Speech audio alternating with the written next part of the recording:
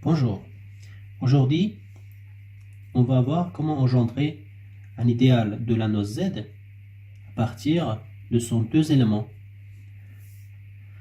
Si la noce Z se note ainsi, 0 plus ou moins 1, plus ou moins 2, plus ou moins 3, 4, etc. Donc on va prendre deux éléments, par exemple 2 et 3, qui sont les deux éléments de la noce Z, et l'idéal engendré par ces deux éléments, on va le noter 2 et 3.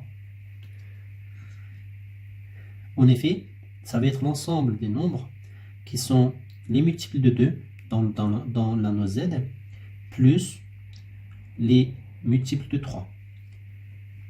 Pour cela, je vais prendre pour les 2, je vais les multiplier par 0 d'abord.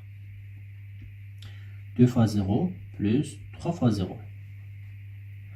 Ensuite, je vais prendre 0 comme le multiple de 2 et ensuite je vais aller chercher les autres multiples de 3. Donc 2 fois 0 plus 3 fois moins 1 cette fois-ci.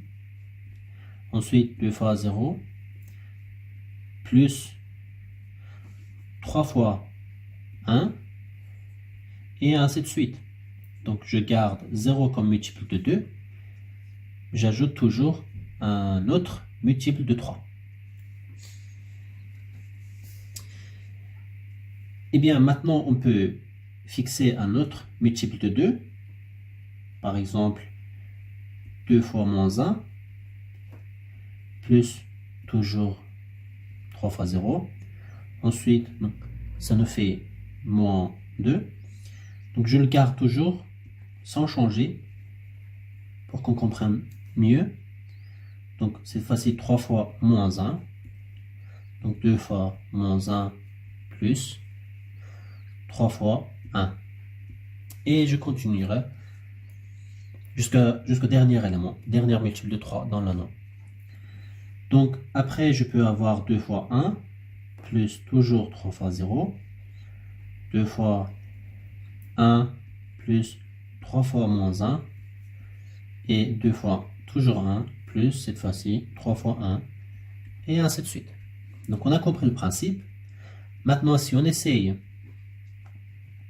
de décrire ces éléments, donc on a ici 0, ensuite 0 plus moins 3, donc ça me fait moins 1, pardon, moins 3.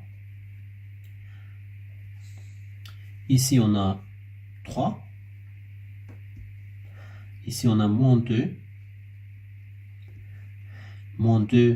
et moins 3, moins 5, moins 2, 3, 1.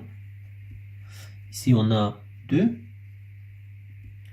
ici on obtient 2, moins 3, moins 1, et ici 2 et 3, nous donnent 5, et ainsi de suite.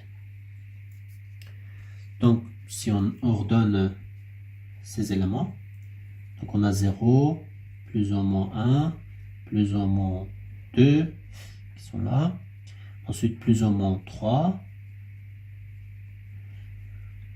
on a plus ou moins 5,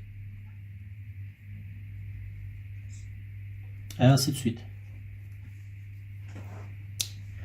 Alors, maintenant, si on généralise ça, c'est-à-dire que les multiples de 2 vont être 2 fois n, on a déjà vu ça, pour un n qui représente tous les nombres de la noce Z.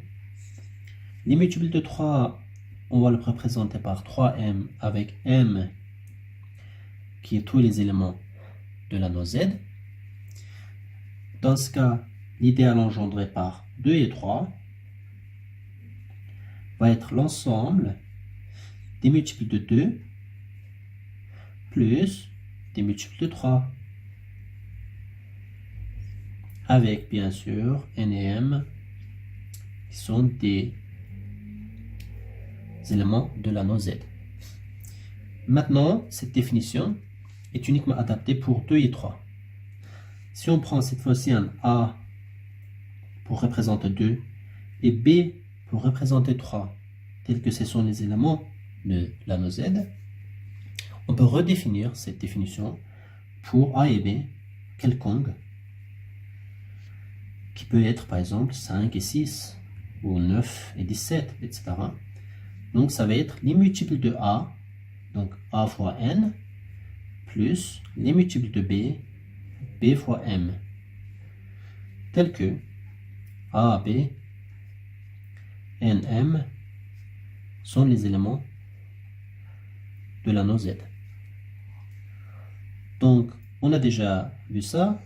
Dire que AN sont les multiples de A dans l'anneau Z. On peut noter ça. A et B, l'idéal A et B, engendré par A et B, sont AZ, les multiples de A, plus BZ. Alors, si AZ vaut 0, on n'aura que des multiples de B.